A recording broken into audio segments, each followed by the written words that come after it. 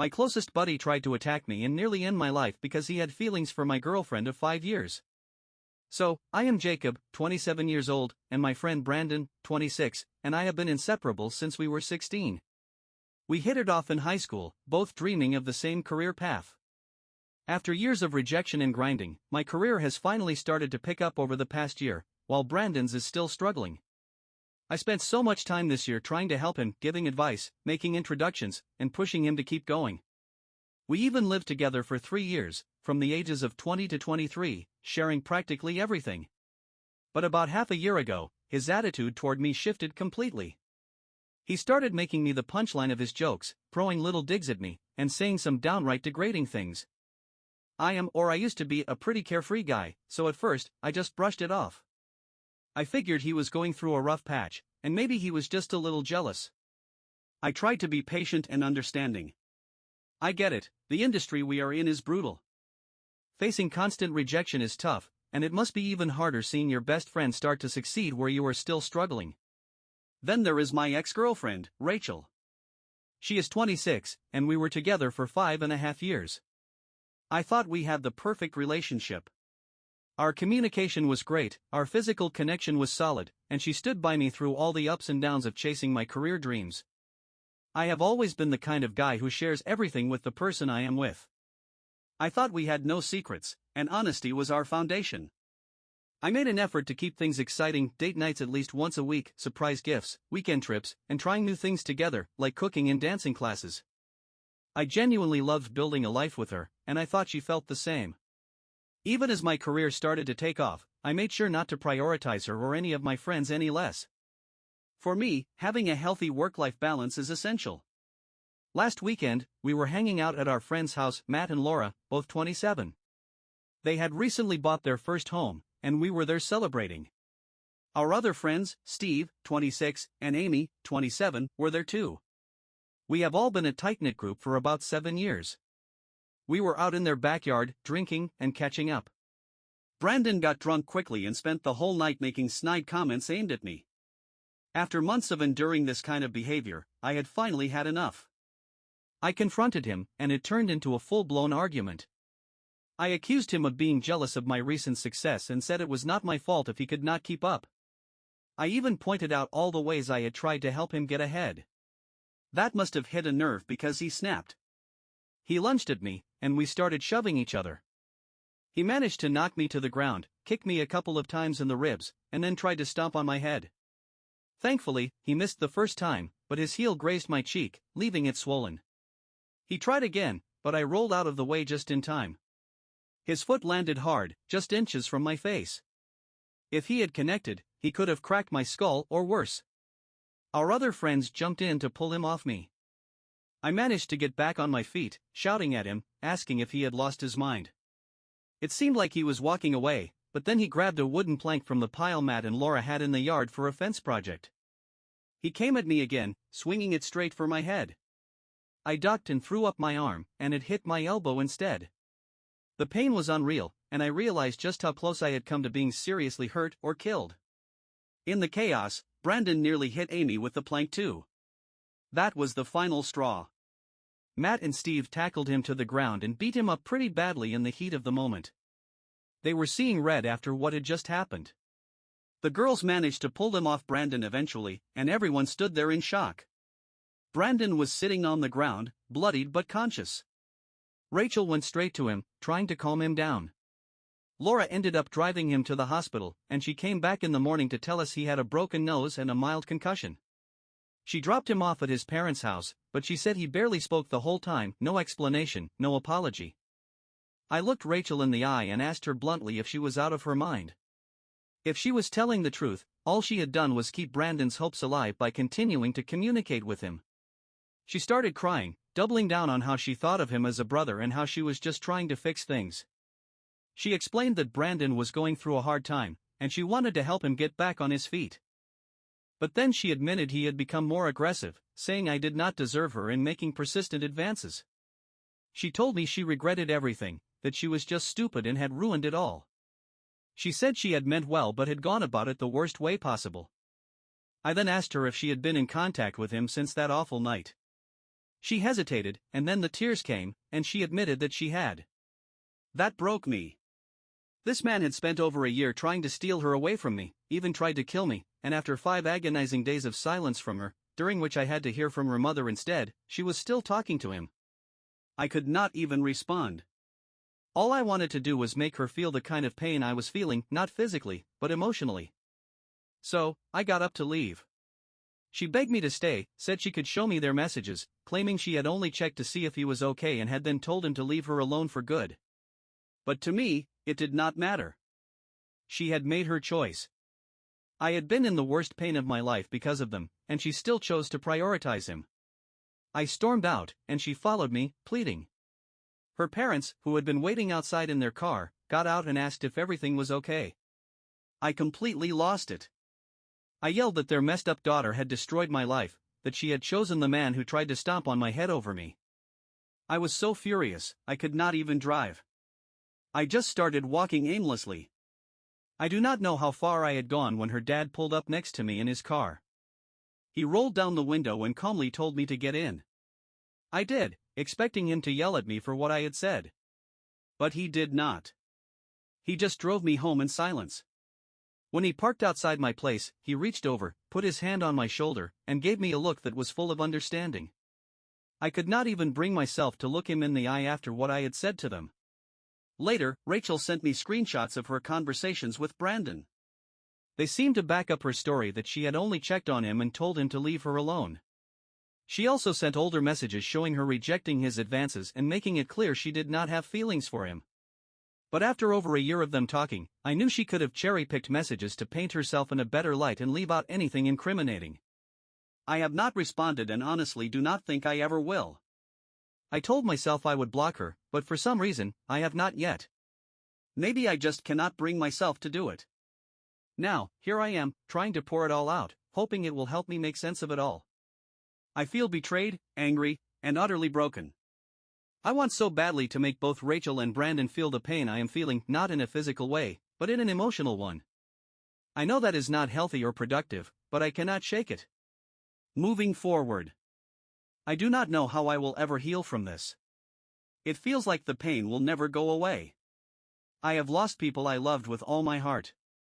Now, all I feel for them is hatred. Rachel said she did not cheat physically, but I am not naive. Even if they did not have sex, she betrayed me on so many levels, just as Brandon did. I honestly do not think I will ever forgive them. I cannot imagine ever getting to a place where I would even want to try. For anyone who has experienced this kind of betrayal, whether by a partner, a friend, or both, what do you do? How do you even start to move on? How do you stop thinking about it and begin to live your life again? Update. I did not feel the need to update until now because I need advice or at least reassurance.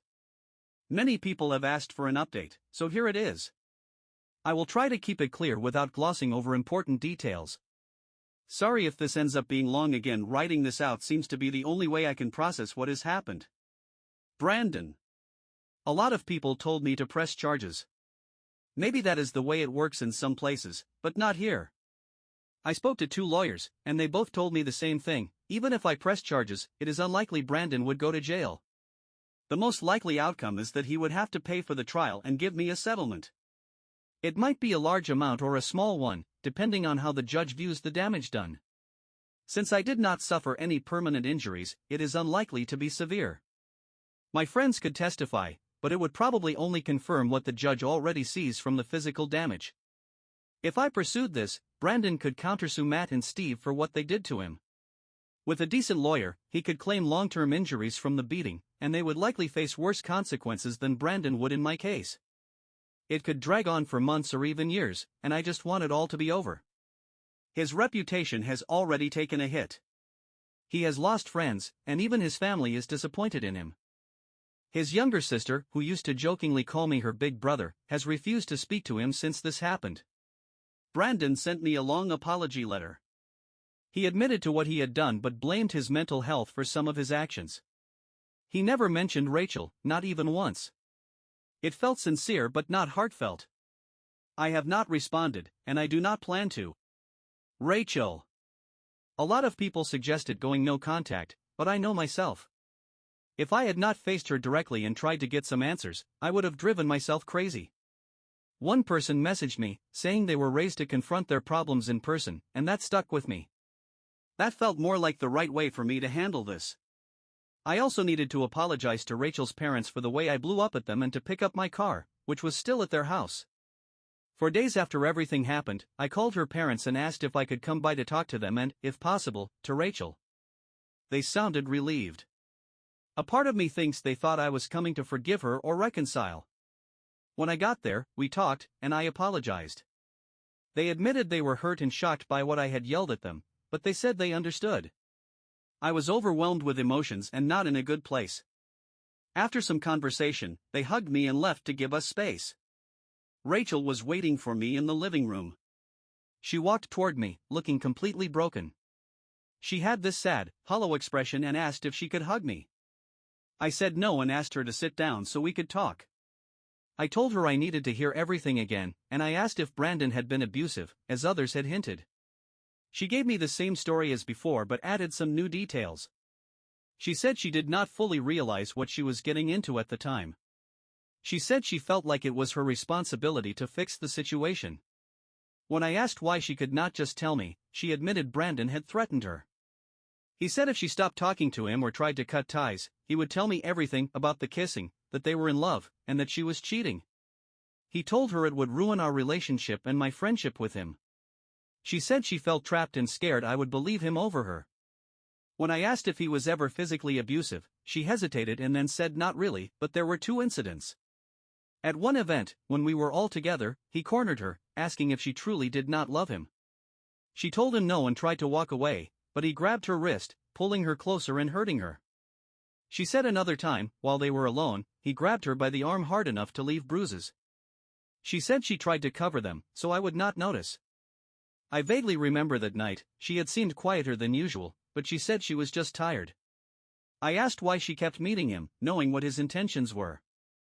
She said she thought she could handle it, that she was stupid and naive but genuinely believed she was helping him. She repeated that they never had sex. I asked why he seemed to have so much power over her, why she could not find the courage to tell me after a year.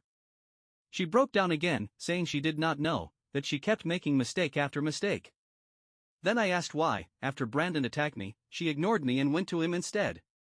She could only cry and say she did not know. She thought our relationship was strong enough to survive and assumed I would be fine. She was more worried about what Brandon might do next. I told her that was what hurt the most. She had chosen him over me. She said she never chose him, but I told her it felt exactly like that. I explained to her how deeply hurt I was by both of them. I told her there was no trust left, and we were done. I also made it clear I would not have contact with either of them.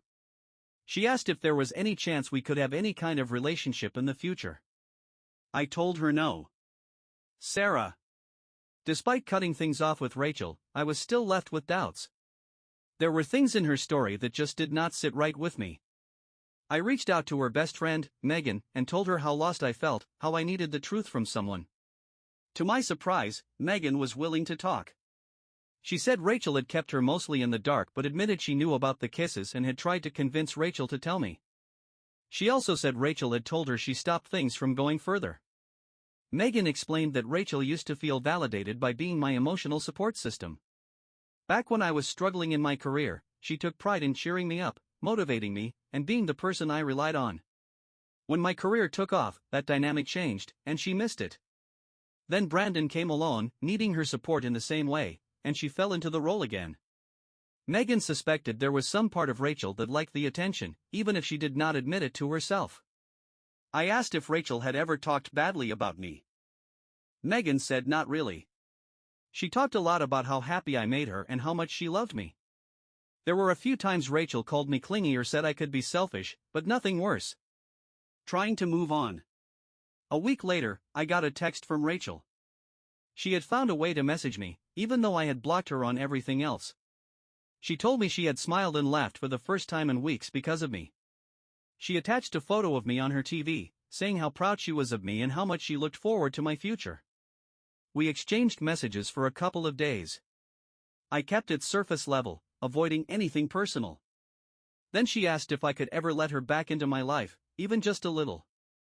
I told her it was unlikely, that I needed to move on for my mental health, and blocked her again. I thought that was the end of it, but last Friday, around midnight, she showed up at my door, soaked from the rain. She told me she had been out drinking and wanted to see me but lost her nerve after getting out of the taxi. She waited by the street for 10 minutes but got too cold. I let her in, gave her some dry clothes, and ordered a taxi to take her home. The story goes that Rachel's girlfriends pressured her into going on a girls' night out. She told them she was not ready, but they pushed her until she finally agreed. They started drinking, and Rachel ordered her favorite cocktail. It hit me hard when she told me this because, when we were together, we had this little tradition. Whenever we were out separately, we would text each other all night funny stories, inside jokes, and photos of our drinks, always trying to outdo each other with the fanciest ones. We were that couple, annoying, I know. But it was our thing. That night, Rachel instinctively reached for her phone to send me a picture of her drink, only to remember she could not do that anymore. She said it hit her like a wave of sadness, so she kept drinking to push it down. Later, despite telling her friends she was not interested in meeting or talking to any guys, they invited some men over anyway. They told one of the guys Rachel was single, and he started flirting with her. Her friends kept maneuvering to leave them alone together, and Rachel finally hit her breaking point. She told me the guy was boring, unattractive, and pathetic. Rachel rarely talks about people like that, which made me pause. It was strange and not like her. I know Rachel in all her states: sober, tipsy, drunk, and completely wasted. That night, I could tell she was in the tipsy drunk phase, but her behavior was different. Normally, she would be giggling and bubbly at that point. Instead, she was distant and cold, avoiding my gaze entirely. Her voice was monotone, like she had been hollowed out. It was the opposite of how she had looked at me the last time we talked, with such sadness and regret. This version of Rachel was like a stranger. I was exhausted and completely thrown off. My brain just went blank. She sat there, quiet, not saying a word. I used a taxi app to get her a ride home, but after 15 minutes, the app was still searching. Frustrated, I said, "Forget it.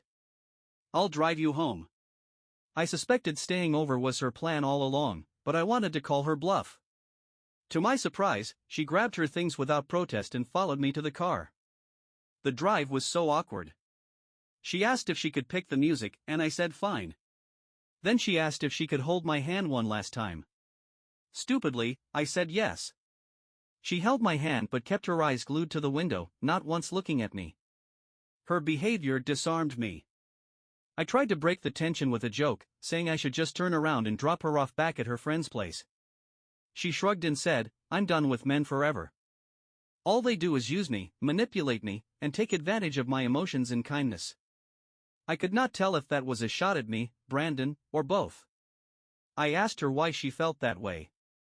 She shrugged again and said, seriously. She also mentioned Brandon had sent her a letter asking her to move with him to another country. She said she had thrown it out. After that, we drove in silence. As we got closer to her parents' house, she squeezed my hand like she did not want to let go. When I parked, she got out without saying anything or even glancing at me and walked inside. When I got home, I found her underwear in my bathroom, placed beside the laundry basket where clothes often fall. My gut told me she had left them there on purpose. She knew it was a spot I would notice. Another breadcrumb for me to overthink and doubt. Now, she has my clothes, and I have her underwear, another excuse for us to interact. I felt confused and uneasy about her behavior that night. Part of me wondered if she was on drugs. She was just so unlike herself. I even debated asking Megan about it, but I do not want to drag her into this mess and end up acting like Brandon. I also made the mistake of unblocking Rachel on everything, thinking she might reach out to apologize for showing up drunk at my place. The old Rachel would have. I noticed she had changed her Instagram completely, deleted her bio, wiped almost all her photos, and left just 2 old pictures of herself. Every picture of us together was gone, except for one from a trip we took 2 years ago, which we both had said was the best time of our lives. I thought I had been making progress, but now I cannot stop thinking about her again. The truth is, I miss her so much. Rachel has always been one of a kind. Even with all the anger and resentment I have felt over the past month, seeing her on Friday brought it all back. I keep remembering how she cried at her parents' house, and it made me feel some twisted sense of satisfaction, like she deserved to hurt for what she did. But now, I just feel worried about her. When she squeezed my hand in the car, I felt a pang of nostalgia, a flutter in my chest, like the butterflies I used to get when we first started dating. Then I remember how she chose Brandon over me in so many ways, and I feel angry all over again. I do not want her to self-destruct or spend her life drowning in guilt, but I cannot shake the thought that she manipulated me by showing up soaking wet, acting so strange, and leaving behind little clues. I keep going in circles. Should I go no contact and finally cut her out of my life completely? Should I reach out to her, have an honest conversation, and see if there is anything to salvage? Or should I meet her one last time to end things in a way that helps her let go of her guilt, even if it means telling her what she wants to hear? I am at a loss, stuck in this endless cycle of confusion, and I just hope someone can give me advice on how to move forward.